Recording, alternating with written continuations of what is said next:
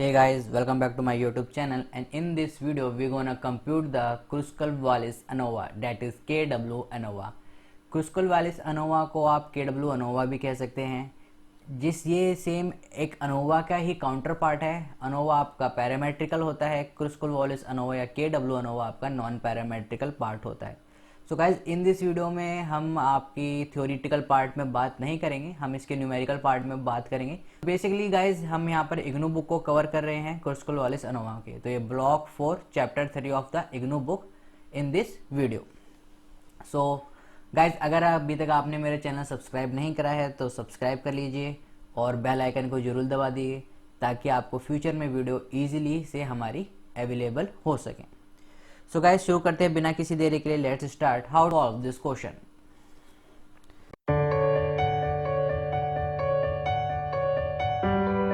Kruskal-Wallis ANOVA, आपके सामने question given है। Okay, a firm wishes to compare 4 programme training, आपको 4 प्रोग्राम ट्रेनिंग दे रखी है और आपकी 5 ऑब्जर्वेशन है, आपको दिख रहा होगा। ओके, हमें क्या निकालना है, हमें कंप्यूट करना है इसमें h, calculate h and report your result appropriately. Guys इस टाइप के क्वेश्चन आपके प्रीवियस ईयर में नहीं पूछे गए हैं। ओके, और सो इसलिए क्या करते हैं, इस क्वेश्चन को एक प्रॉपर वे में करते हैं, लाइक कि इसके क्या क्या बिल्कुल जैसे आप पे एग्जाम में करोगे वैसे ही क्वेश्चन को अभी हम यहाँ पर सॉल्व करके देखते हैं। सो गाइज आपके पास ये डाटा गिवन है, इस डाटा को मैं क्या करता हूँ, इस डाटा को मैं एक टैबुलेशन फॉर्म में लिख लेता हूँ। सो गाइज ये डाटा जो आपको ऊपर गिवन था मैंने उसको टैबुलेशन फॉर्म में लिख लिया है। तो सबसे पहले हम क्या करेंगे, सबसे पहले हम नल हाइपोथेसिस मानते हैं। आपने मेरे पीछे की वीडियो देखेंगे तो मैं उसमें नल हाइपोथेसिस अभी लेकिन नहीं मैंने सॉल्व करे हैं क्वेश्चन, बिकॉज नल हाइपोथेसिस और how to solve in the exam बिल्कुल एक्यूरेट वो हम अक्टूबर के अराउंड करेंगे। Okay, null hypothesis, null hypothesis हम मानते हैं कि there is no significance difference, there is no significance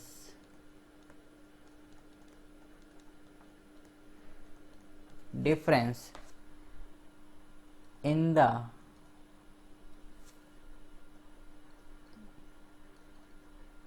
medians of the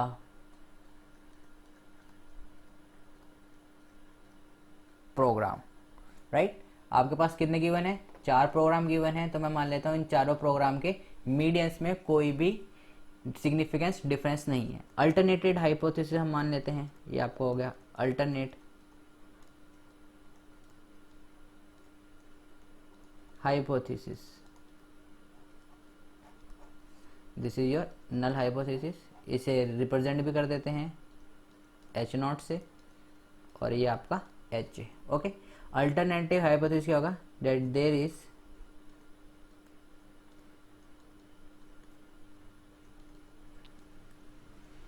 significance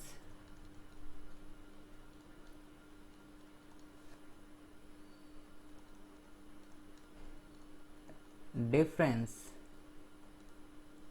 in the medians of the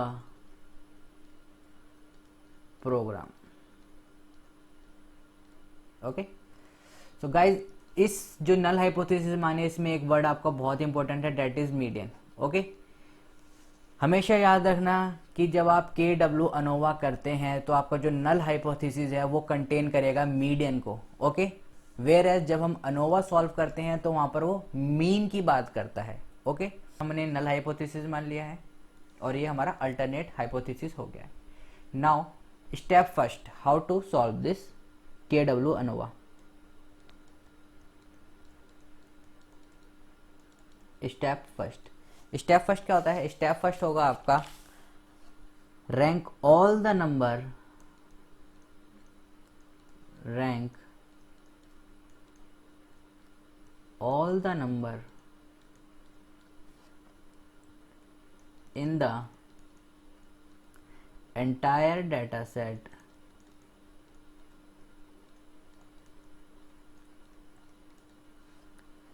from smallest to largest, that is उनके असेंडिंग ऑर्डर में हमें उनके क्या करने, रैंक देने हैं। ओके, सो रैंक देते हैं यहाँ पर, ये आपका डाटा गिवन है, इसमें मैं यहाँ पर लिख लेता हूँ आपका R1 that is rank of 1, R2 that is rank of programme 2, R3 that is programme rank of programme 3 and R4 that is rank of programme 4। Ranking क्या होनी चाहिए आपकी, ranking must be always in the ascending order, ascending that means smallest to lowest, smallest to lowest. Okay, now ranking allot करते हैं। सबसे छोटा आप देख रहे होगे, सबसे छोटा आपका है क्या, 6 यहाँ पर। सो सबसे छोटा है आपका 6, इसको हम रैंक अलॉट करते हैं फर्स्ट। ओके, सो मैं क्या कर लेता हूँ, मैं इसको सर्कल कर लेता हूँ ताकि मेरे को याद रहे कि ये वाला जो हमारा डाटा है वो अब काउंट हो चुका है। सो रैंक 1 हमने इसे अलॉट कर दिया है। उसके बाद हम देखते हैं, उसके बाद हमारा नंबर आ रहा है 7, 7 को मैं रैंक 2 अलॉट कर देता हूँ। ओके, नाउ मेरे पास 6 हो गया है, 7 हो चुका है, 2 रैंक हो चुके हैं। अब मैं 8th पे जाता हूँ तो मैं देखता हूँ यहाँ पर 3 8th हैं, एक 8th यहाँ पर है, एक 8th ये है, और कहीं 8th है, और कहीं 8th नहीं है, सॉरी। तो 2 8 है मेरे पास, यानी कि तीसरा रैंक और चौथा रैंक, 3 रैंक और 4th रैंक मेरी इन दोनों के बीच में डिवाइड होनी है। अब किसको क्या रैंक देनी है, तो हम क्या करते हैं, इन दोनों को प्लस करते हैं, डिवाइडेड बाई 2 करते हैं, डेट इज आपका ये आ जाएगा 7/2 which is equal to 3.5। Okay, इसको ना करने का एक और शॉर्टकट मेथड मैं आपको बताता हूं। आपके पास क्या है, आपके पास है 3, आपके पास है 4। ओके, इसे को आपको 2 हिस्सों में पर्टिकुलर डिवाइड करना है, तो हम क्या करेंगे, इसका बीच का नंबर ले लो डायरेक्ट। ओके, 3, 3.5, 4, इसके बीच, इन दोनों के बीच का नंबर ले लो, 3 के बाद 3.5 एंड देन 4, दैट इज 3.5 मैंने यहाँ अलॉट कर दिया है, और 3.5 मेरे कितने रैंक तक हो गए हैं, मेरे 4 रैंक तक हो चुके हैं। ओके, मेरे 4 रैंक तक हो चुके हैं। अब मुझे रैंक अलॉट करना है 5th रैंक, ये क्या है मेरा रैंक 5th अलॉट करूंगा मैं। 8 से बड़ा नंबर क्या है आपका, 9th, एक 9 यहाँ पर है, और कहीं 9th है, एक 9th यहाँ पर है, और 9th, एक 9 यहाँ पर है, और एक 9 यहाँ पर है। तो मेरे रैंकिंग में कौन कौन से नंबर आ जाएंगे, मेरे रैंकिंग में आ जाएंगे आपके 5, 6, 7 और 8, मतलब मेरे 4 रैंक आ जाएंगे, क्योंकि मेरे क्या है 4 9 है। ओके गाइज, अब आपको इसमें रैंकिंग कैसे करोगे, आप इसमें रैंकिंग करोगे 5 + 6 + 7 + 8, और ये टर्म कितनी है, 4 टर्म है। ओके, ये एक रैंक, ये एक रैंक, ये एक रैंक, और एक ये रैंक। तो इन सबको प्लस करोगे, डिवाइडेड करोगे आप कितने से, 4 से, right, which is equal to 26/4 which is equal to 6.5। Okay, तो गाइज आप देख रहे होंगे कि यहाँ पर हम अलॉट कर देते हैं 6.5, 6.5, 6.5 और 6.5। मेरे रैंक कहाँ तक हो चुके हैं, मेरे रैंक हो चुके हैं 8 तक। ओके, नाउ गाइज इसको असाइन करने का, रैंक असाइन करने का मैं एक और आसान तरीका आपको बताता हूँ। आपको क्या करना है, आपकी कौन कौन सी रैंक है, 5, 6, 7, 8, राइट। आपकी रैंक कौन कौन सी है, 5, 6, 7, 8। आपकी रैंक है 5, 6, 7, 8। आप क्या करो, मिडिल के 2 जो आपके हैं इनको ऐड कर लो, that is 6 + 7 divided by 2 which is equal to 13/2 which is equal to 6.5। और आप देख रहे होंगे हमने 6.5 ही सबको रैंक असाइन करा है। सो गाइज बेसिकली आपको क्या देखना होता है, जरूरी नहीं है कि आप हमेशा उनको ऐड करके डिवाइड करो। ओके, आप उनकी मिडिल टर्म अगर वर्बली फाइंड आउट कर सकते हो तो it will be like time saving for you. Okay, like जैसे मैंने यहाँ पर करा है 6 + 7 डिवाइडेड बाई 2, तो 6.5, और अगर हम सबको प्लस कर लेंगे रैंकिंग को भी, तो भी हमारे क्या आ रहा था, 6.5। नाउ हमारे 8 तक रैंक हो चुके हैं। 9 के बाद हम देखेंगे रैंक हमारे कहाँ तक हो चुके हैं, 8 तक। ओके, 9 के बाद देखेंगे हम 10, एक और 10, और कहीं 10 है, मतलब ये रैंक कौन सा है, 9th और 10th। अब इन दोनों को मेरे को क्या असाइन करना है, एक 9th रैंक होगा और एक 10th होगा। तो हम क्या करते हैं, जैसे कि आप लोगों को पता है कि इसके बीच का, इन दोनों के बीच का क्या है 9.5। सो मैं असाइन कर देता हूं यहाँ पर 9.5 और 9.5। आई होप गाइज आपको समझ में आ रहा होगा कि रैंकिंग असाइन कैसे करते हैं। अगर आपको समझ में नहीं आ रहा है कि मैंने 9.5 कैसे लिया, इसका एक आसान तरीका है, 9 + 10 को ऐड कर लो, 2 से डिवाइड कर दो, ये आपका आ जाएगा 19/2 which is equal to 9.5। Okay guys, मैंने क्या करा है, मैंने वर्बली 9 और 10 के बीच में 9.5 आएगा, जो कि इससे भी 0.5 से डिफरेंस होगा और इससे भी 0.5 के डिफरेंस में होगा। नाउ हमारे आप देखोगे कि रैंक कहाँ तक हो चुके हैं, रैंक हमारे हो चुके हैं 10 तक। ओके, रैंक हमारे हो चुके हैं 10 तक नाउ। और ये भी जो हमारा जो डाटा है वो भी हमने 10 तक काउंट कर लिया है। This is 11th rank and 12th rank, 13th rank and 14th rank. Okay, now हमारे पास 11 कितनी बार आ रहा है, 4 बार आ रहा है। 11 हमारे पास कितनी बार आ रहा है, 4 बार। डेट इज 11 हमारे पास आ रहा है 4 बार। रैंक हमारे पास कौन से, 11, 12, 13 और 14 डिवाइडेड बाय 4। मैंने आपको बताया था जितनी बार रिपीट हो रहा हो उतने से डिवाइड कर दो, उनके रैंक के सम को ऐड करके उतने जितनी बार रिपीट हो रहा है उससे डिवाइड कर दो। तो ये गाइज आपका आ जाएगा 50/4 विच इज इक्वल टू 12.5। एक ये तरीका है। मैंने आपको बताया है शॉर्टकट कि आप मिडल टर्म को ऐड कर लो। 4 टर्म है, आप दूसरी और तीसरी को ऐड कर लो। That is 12 + 13 which is equal to 25। Divided कर दो 2 से। 4 टर्म है तो 4 से डिवाइड कर दिया है, मिडिल टर्म ले ली मैंने तो मैंने 2 से डिवाइड कर दिया है। 25/2 12.5। दोनों आप देखोगे ये भी 12.5 आ रहा है, ये भी 12.5 आ रहा है। ये एक आपका लॉन्ग मेथड पड़ जाएगा। ओके, ये आपका वर्बली भी आप कर सकते हो। ओके, सो 11th का रैंक होगा 12.5। 11th का रैंक होगा 12.5। जहां जहां 11 है वहां 12.5 लिख देते हैं। 12.5, 12.5 एंड 12.5। नाउ मेरी रैंक कहां तक हो चुकी है, रैंक मेरी हो चुकी है 14 तक। राइट, 14 हमने लास्ट लिया था ना, तो 14 तक हमारी रैंक हो चुकी है। नाउ मुझे क्या देखना है, 15th रैंक। और 11 के बाद कौन सा आएगा मेरा, 12। ये आपकी 15th रैंक होगी इसकी, लेकिन ये रिपीट हो रहा है। राइट, रिपीट हो रहा है ये आपकी 16th रैंक। 15 और 16 दोनों के बीच में क्या आ जाएगा, 15.5, सेम 15.5। या फिर मैंने आपको बता रखा है आप इन दोनों को प्लस कर सकते हो, 15 + 16 डिवाइडेड बाई 2, तो भी आपका वो 15.5 ही आएगा। ओके, नाउ हमारी रैंक कहाँ तक हो चुकी है, हमारी रैंक हो चुकी है 16 तक। ओके, 16 तक हमारी रैंक हो चुकी है। This is your 17th and 18th। 17 और 18 के बीच में 17.5 और 17.5। 18 तक रैंक हो चुकी है। This is your 19th, this is your 20। 19 और 20 के बीच में 19.5, 19.5। Guys, this is how we arrange the tied ranks. Okay, I know ये लिटिल बिट आपको बहुत डिफिकल्ट लग रहा होगा, लेकिन अगर आपने प्रैक्टिस कर रखी है तो डेफिनेटली आप समझ रहे होंगे एक ही बार में कि मैं क्या कहना चाह रहा हूँ। ओके, अगर आपको समझ नहीं आ रहा है या आपको और इस पे कोई डिफिकल्टी है, यार आप चाहते हैं स्पेशली रैंकिंग के लिए एक स्पेशल वीडियो बने, सो वो भी हम आपको बना के प्रोवाइड कर देंगे। सो हमारा स्टेप फर्स्ट हो गया। स्टेप फर्स्ट हमारा क्या था कि हमें रैंक असाइन करने थे। ओके, सो हमने सबको रैंक असाइन कर दिए हैं। सो गाइज, स्टेप फर्स्ट आपका कंप्लीट हो चुका है। आप देख रहे होगे हमने सबके रैंक असाइन कर दिए हैं। Step 2,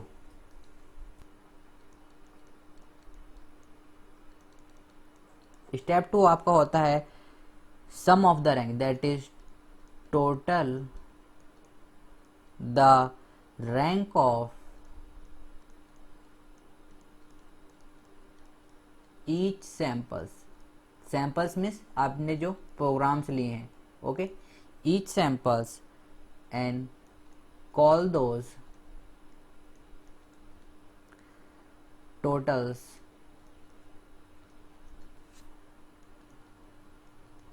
R1, R2 and so Rk, where K is number of population.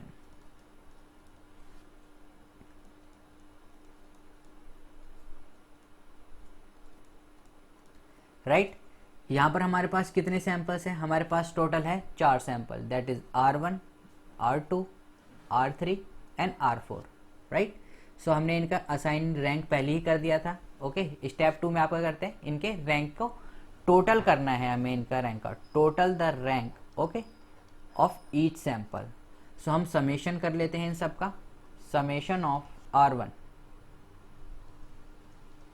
Summation of R1 that is इन कॉलम का summation, that is 6.5 plus 15.5 and so on.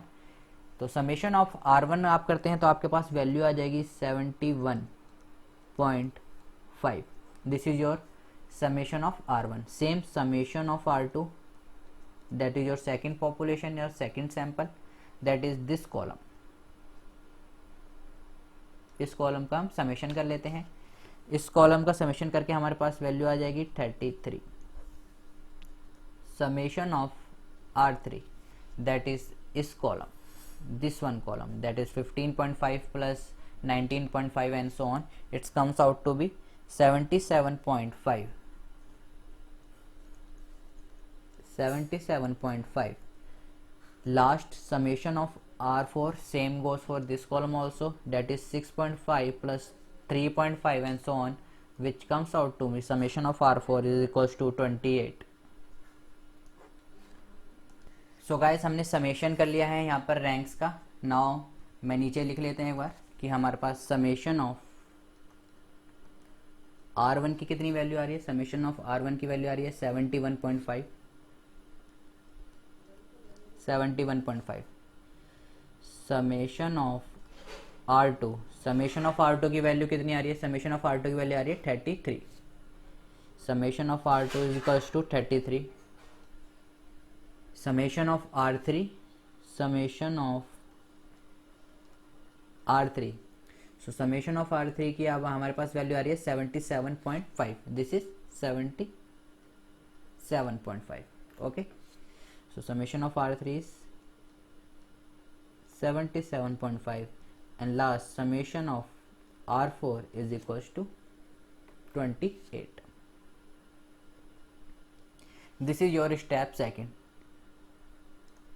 Step 3, step 3 आपका होता है calculate H, right. Calculate H। Now H क्या represent करता है आपका, H represent करता है आपका Kruskal Wallis ANOVA, okay. Kruskal Wallis ANOVA जैसे आपका अनोवा को रिप्रेजेंट करता है F, सेम हम क्रुस्कल वॉलिस अनोवा निकालने के लिए हम क्या करते हैं, H निकालते हैं, कैलकुलेट H। ये हाइपोथेसिस वाला H नहीं है, ये डिफरेंट है। हाइपोथेसिस में हमने लिए हैं HA और H0, right. This is different H, okay. Now H को कैलकुलेट करने का हमारे पास फॉर्मूला होता है H is equals to bracket 12 divided bye, ये बड़ा ब्रैकेट बना लेते हैं, n इंटू में n+1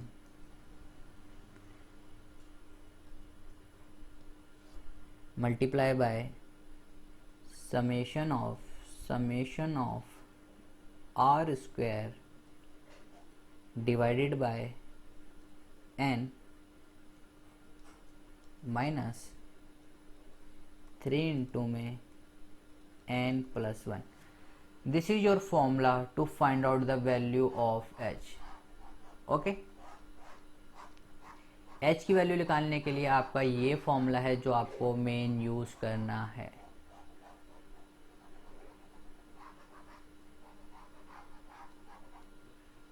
नाउ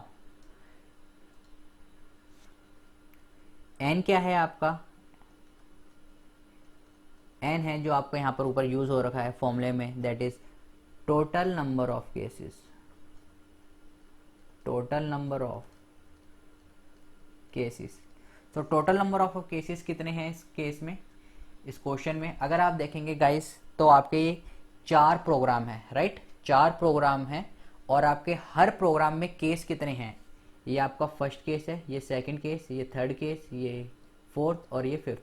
सो केस कितने हैं आपके? 5 केस हैं और प्रोग्राम कितने हैं? 4, right. So 5 multiply by 4, total number of cases आपके हो जाएंगे 20 in this particular question. Okay, small n है आपका number of cases in a group, number of cases in a group. हमारे पास ग्रुप कितने हैं? 4 ग्रुप हैं। कितने केसेस हैं? अभी मैंने आपको बताया 5 केसेस हैं, राइट, 5 केसेस। सो एन की वैल्यू आपके पास आ गई यहां पर 5। Summation of R square, right, this is your sum of the ranks for a given group। Okay, so अब आपको सारी चीजें पता चल गई हैं, एन भी आपको पता चल गया है, छोटा एन भी पता चल गया है और कैपिटल या फिर आप कह सकते हो आर स्क्वायर भी आपको पता चल गया है। नाउ तो एच की वैल्यू निकालते हैं। H is equals to 12 n that is total number of cases, that is 20, so 20 multiply by 20 plus 1, right, summation of r square, that is summation कर लेंगे r square का। सबसे पहला आपका क्या है? r 71.5, right, so 71.5 का whole square divided by n, n, right, फॉर्मूले में आप देख रहे हैं n, n that is your 5 plus, क्योंकि हमारे पास कितने ग्रुप हैं? 4 ग्रुप हैं, तो हम सबका समेशन करेंगे। सेकंड आपका क्या है? R2, समेशन ऑफ R2 कितना आ रहा है हमारा? 33, दैट इज 33 का whole square divided by 5 plus summation of R3, summation of R3, R3 की आपकी वैल्यू कितनी आ रही है? 77.5 whole square divided by n, n क्या है? 5 plus R4, summation of R4 कितना आ रहा है आपका? 28, सो 28 का whole square divided by 5 minus 3 into में n plus 1 that is 20 plus 1। Okay, now solve करते हैं। h is equals to 12 divided by 20 multiply by 21,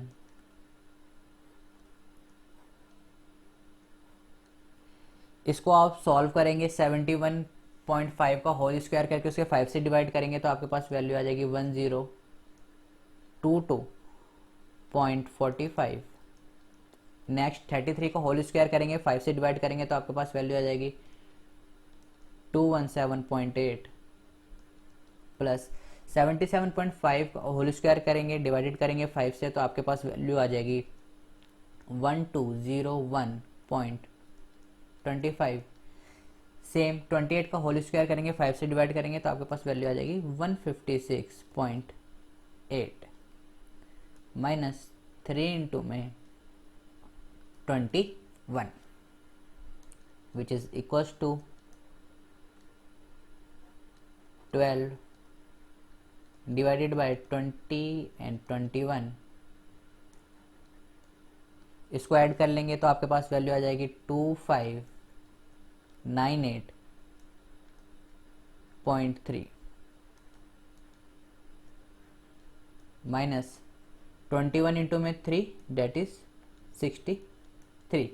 guys एक चीज को हमेशा याद रखना है इस क्वेश्चन को सॉल्व करते वक्त और मैन विटनी को सॉल्व करते वक्त कि बोर्डमास रूल को अपने माइंड में जरूर बिठा के रखना। बोर्डमास रूल क्या कहता है कि पहले आपके ब्रैकेट ओपन होंगे, ब्रैकेट में भी कौन से ब्रैकेट ओपन होंगे, पहले आपके क्लोज एंडेड होंगे। ओके, ये आपका बड़ा ब्रैकेट है this one.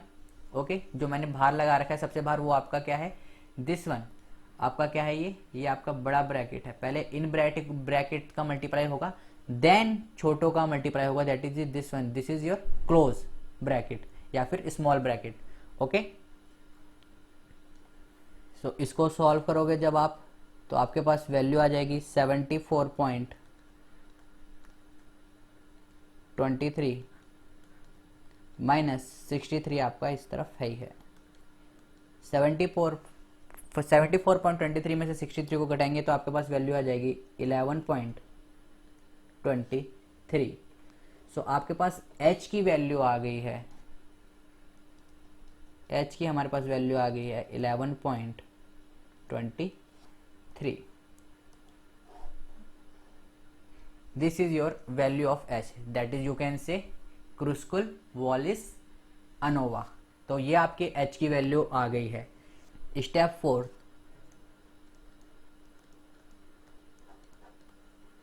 Find the p value.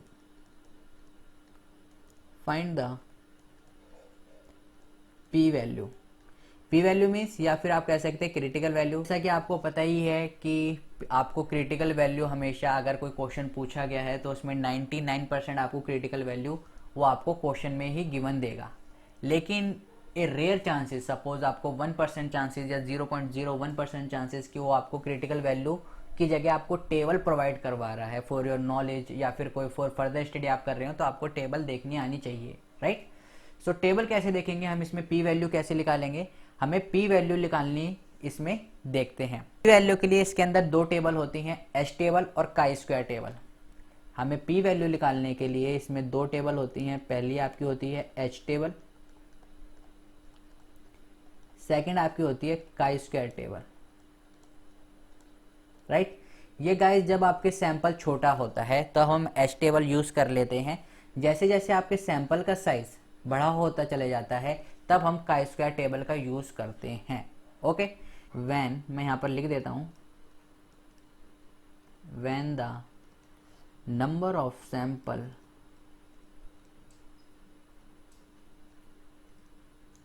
Increase, table H is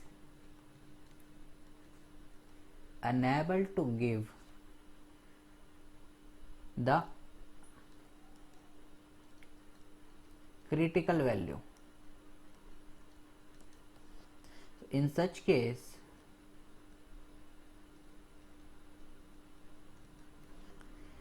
we use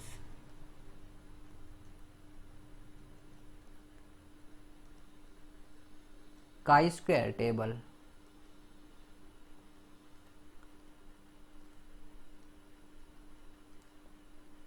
for getting the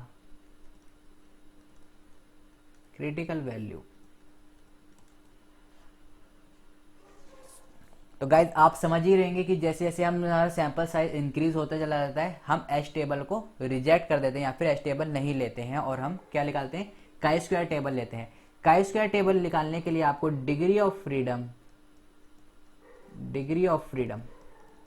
की रिक्वायरमेंट होती है। डिग्री ऑफ फ्रीडम आपका क्या होता है, डिग्री ऑफ फ्रीडम को df से करते हैं डिनोट। वैल्यू आपकी होती है k minus one, right, k minus one. In this case k की हमारी कितनी वैल्यू है, k की value, k is number of group. How many groups are there, 4 groups are there. Okay, k is your number of groups. कितने group हैं आपके पास, 4 group हैं, 4 minus one that is 3। ध्यान रखना गाइस k और n में difference है। Okay, n क्या है आपका, number of cases in a group, number of cases in a group, whereas k क्या है आपका कि कितने ग्रुप है, how many group, different group कितने प्रेजेंट है, राइट। सो आपकी डिग्री ऑफ फ्रीडम क्या होगी, आपकी यहाँ पर 3 होगी। सो देखते हैं एक बार chi स्क्वायर टेबल को ओपन करते हैं और देखते हैं कि क्या उसकी वैल्यू आ रही है। सो गाइज ये आपकी काई स्क्वायर डिस्ट्रीब्यूशन टेबल हमने खोल ली है। ओके हमारी डिग्री ऑफ फ्रीडम कितनी थी? डिग्री ऑफ फ्रीडम हमारी देख लेते हैं एक बार दोबारा। डिग्री ऑफ फ्रीडम हमारी है 3, राइट। डिग्री ऑफ फ्रीडम आपको दिख रहा होगा आपके लेफ्ट हैंड साइड पर, this is your degree of freedom, right. हमें चेक करनी होती है सिर्फ 2 पॉइंटों पर, दैट इज 0.05 और 0.01। नाउ इस लाइन पर मैं जाता हूँ पूरा इसको, राइट। सो अगर गाइज आप देखेंगे 0.05 पर मेरी वैल्यू आ रही है 7.81 और 0.01 पर मेरी वैल्यू आ रही है 11.34। Alpha at 0.05 that is level of significance, alpha is level of significance पे इसकी वैल्यू आ रही है 7.81 एंड अल्फा 0.01 पर इसकी वैल्यू आ रही है कितनी? 11.34। This is our value. So guys हमारी कैलकुलेटेड वैल्यू कितनी थी? कैलकुलेटेड वैल्यू थी हमारी 11.23, राइट। 11.23 गाइज अगर अब आप अगर इसे गौर से देखेंगे तो हमारा जो है नल हाइपोथेसिस वो रिजेक्ट हो रहा है एट 0.05 लेवल पर। ओके यहाँ पर हमारा क्या हो रहा है? यहाँ हमारा रिजेक्ट हो रहा है नल हाइपोथेसिस,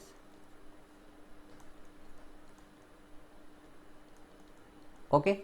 लेकिन at alpha is equals to 0.1 पर हमारा जो है नल हाइपोथेसिस वो क्या हो रहा है? एक्सेप्ट हो रहा है, accept null hypothesis.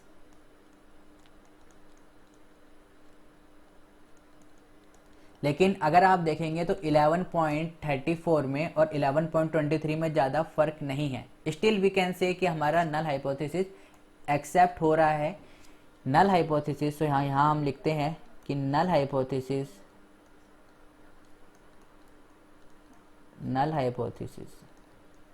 That is H0 is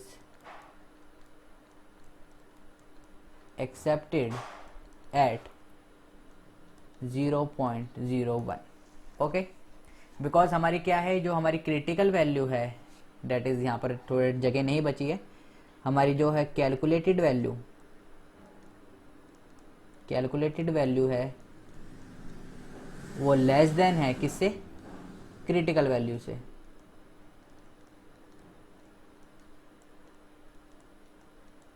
कहाँ पर? एट 0.01 लेवल पर।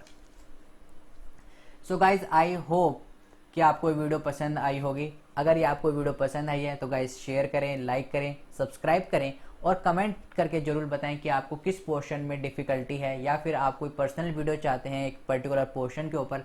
लाइक जैसे अगर आपको इस पर टाइड में दिक्कत आ रही है कि हमने रैंकिंग अलॉट कैसे करी है, तो आप हमें कमेंट करके ज़रूर बताएं। सो गाइज मिलते हैं नेक्स्ट वीडियो में, तब तक के लिए stay home, stay safe, keep smiling, keep gathering lots of memory and have a nice day. Thank you.